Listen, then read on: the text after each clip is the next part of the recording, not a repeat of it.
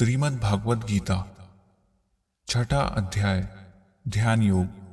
श्री भगवान बोले, कर्मफल का आश्रय न लेता हुआ जो कर्तव्य कर्म करता है वही सन्यासी और योगी है। केवल अग्नि का त्याग करने वाला तथा क्रियाओं का त्याग करने वाला ही सन्यासी और योगी नहीं होता। हे पांडव, जिसे सन्यास कहते हैं उसी को तू योग जान, क्योंकि फल विषयक संकल्पों का त्याग न करने वाला कोई भी व्यक्ति योगी नहीं हो सकता। योग में आरूढ़ होने की इच्छा वाले मुनि के लिए कर्म ही साधन कहा जाता है और योगारूढ़ हो जाने पर उसी के लिए शम अर्थात सर्वकर्म त्याग ही साधन कहा जाता है। जिस समय न इंद्रियों के विषयों में और न कर्मों में ही आसक्त होता है, उस समय समस्त संकल्पों को त्यागने वाला पुरुष योगारूढ़ अर्थात योग को प्राप्त हुआ कहा जाता है।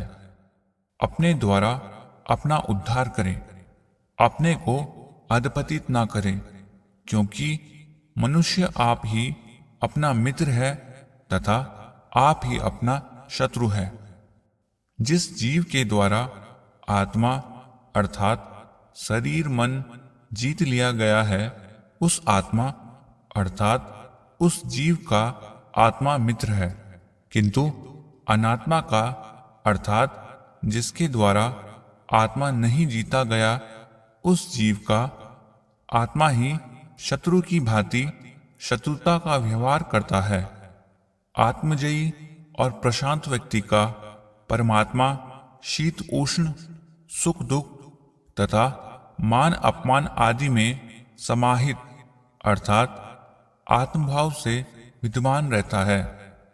जिसका अंतकरण ज्ञान और विज्ञान से तृप्त हो गया है, जो कुटुस्थ अर्थात अविचल जितेंद्रिय तथा मिट्टी के ढेले पत्थर और सोने में संबुद्धि वाला है, वह योगी युक्त अर्थात समाधिस्थ कहा जाता है। सुहृद मित्र वैरी उदासीन मध्यस्थ द्वेष्य एवं बंधुओं में सज्जनों में और पापियों में भी समान बुद्धि रखने वाला व्यक्ति श्रेष्ठ है। योगी अकेला एकांत में रहता हुआ अंतकरण और शरीर को वश में रखने वाला आशा रहित और संग्रह रहित होकर अपने अंतकरण को निरंतर युक्त करे अर्थात परमात्मा में लगाए। शुद्ध स्थान में जिस पर कर्म से कुश मृगचर्म और वस्त्र बिछे हैं तथा जो न बहुत ऊंचा है और न बहुत नीचा ही है, ऐसे अपने आसन को स्थिर स्थापित करके उस आसन पर बैठकर चित्त और इंद्रियों की क्रियाओं को वश में रखते हुए मन को एकाग्र करके अंतकरण की शुद्धि के लिए योग साधना करें।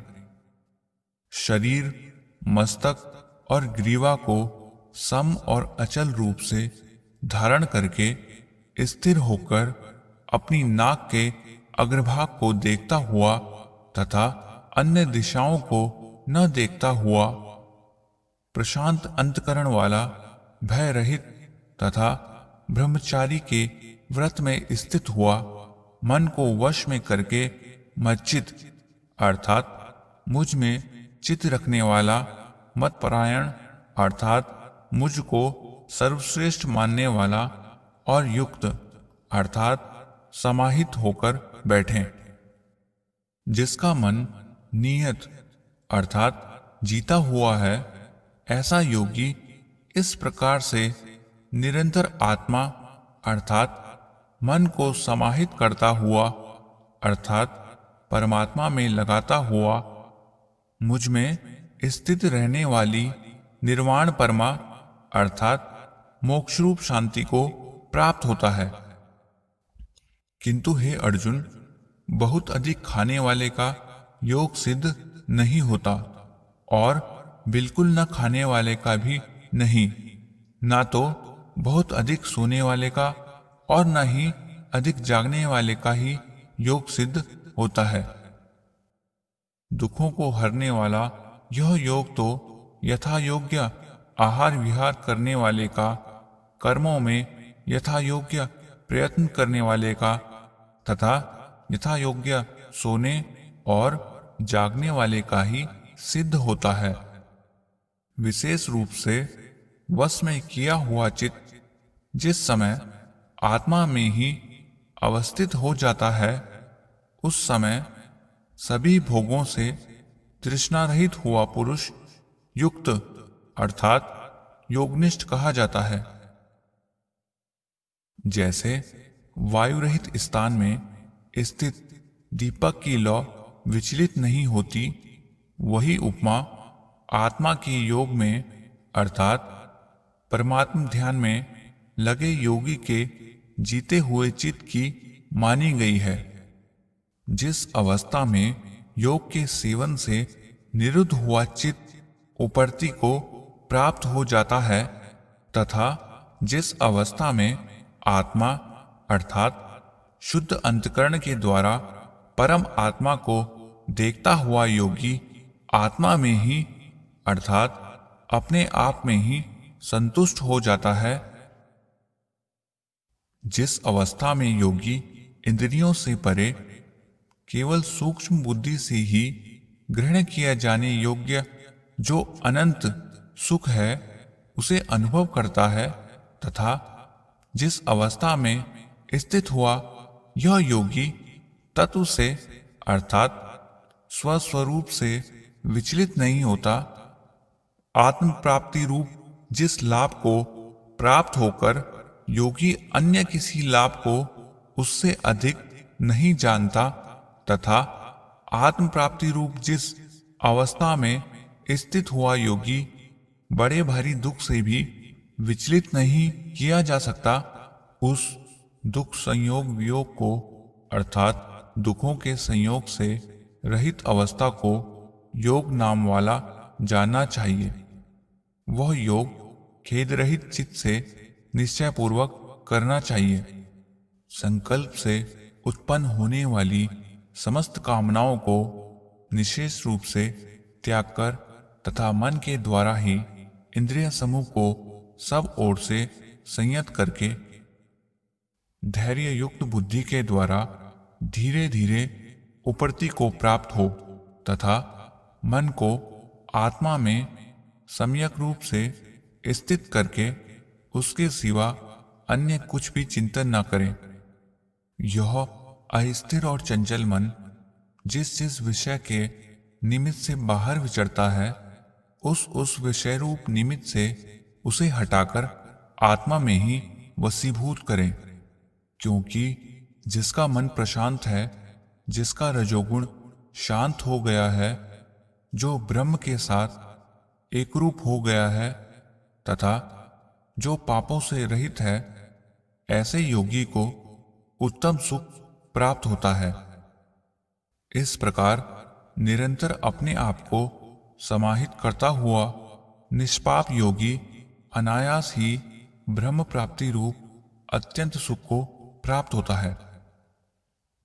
सर्वत्र समदर्शी तथा योग युक्त अर्थात समाहित अंतकरण वाला पुरुष आत्मा अर्थात अपने स्वरूप को समस्त प्राणियों में स्थित और समस्त प्राणियों को आत्मा अर्थात अपने स्वरूप में स्थित देखता है। जो मुझको सर्वत्र अर्थात सब में देखता है तथा सबको मुझ में देखता है, उसके लिए मैं अप्रत्यक्ष नहीं होता और वह भी मेरे लिए अप्रत्यक्ष नहीं होता।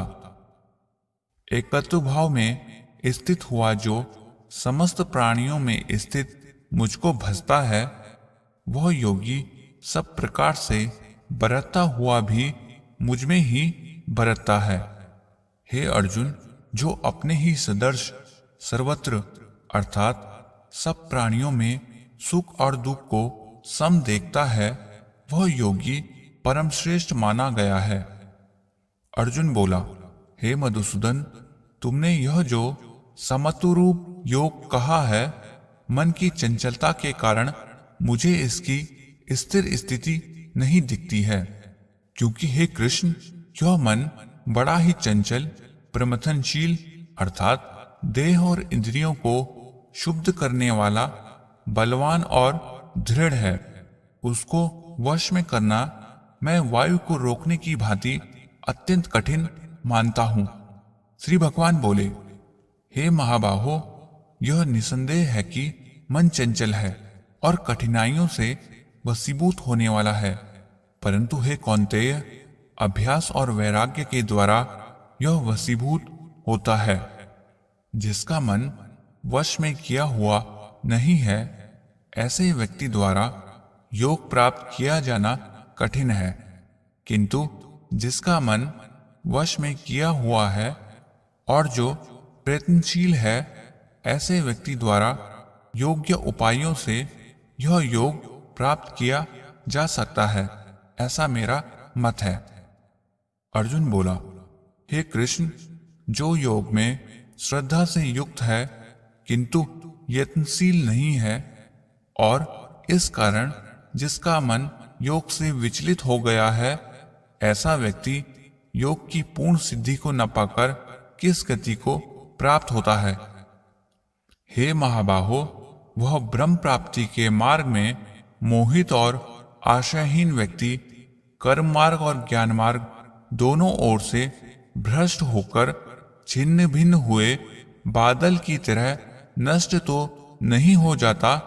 हे कृष्ण, मेरे इस संदेह को निशेष रूप से नष्ट करने के लिए तुम ही समर्थ हो, क्योंकि तुम्हारे सिवा इस संदेह का नाश करने वाला दूसरा कोई नहीं हो सकता। श्री भगवान बोले, हे पार्थ, उस पुरुष का न तो इस लोक में और न परलोक में ही विनाश होता है, क्योंकि हे तात अर्थात प्यारे, कल्याण कर्म करने वाला कोई भी व्यक्ति दुर्गति को प्राप्त नहीं होता। योग भ्रष्ट पुरुष पुण्य कर्म करने वालों के लोकों को प्राप्त होकर वहां असंख्य वर्षों तक रहकर फिर पवित्र और श्री संपन्न लोगों के घर में जन्म लेता है, अथवा वह ज्ञानवान योगियों के ही कुल में जन्म लेता है। परंतु यह जो इस प्रकार का जन्म है, वह संसार में अत्यंत दुर्लभ ही है। वहां वह पूर्व शरीर में प्राप्त उस बुद्धि संयोग को अर्थात बोध के संस्कार को पा जाता है, तथा हे कुरुनंदन, फिर वह सिद्धि के लिए पहले से भी अधिक प्रयत्न करता है। उस पूर्वजन्म के अभ्यास से ही वह परवश हुआ भी योग की ओर खींच जाता है।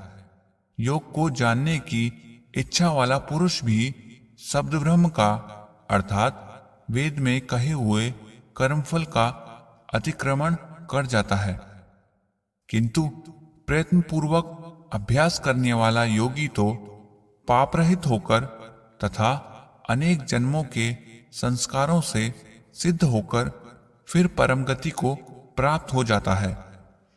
योगी तपस्वियों से श्रेष्ठ है, शास्त्र ज्ञानियों से भी श्रेष्ठ माना गया है। योगी सकाम कर्म करने वाले से भी श्रेष्ठ है। इसलिए हे अर्जुन, तू योगी हो। समस्त योगियों में भी जो श्रद्धावान योगी मुझ में लगे हुए अंतकरण से मुझे भजता है, उसे मैं युक्ततम अर्थात परम श्रेष्ठ योगी मानता हूं।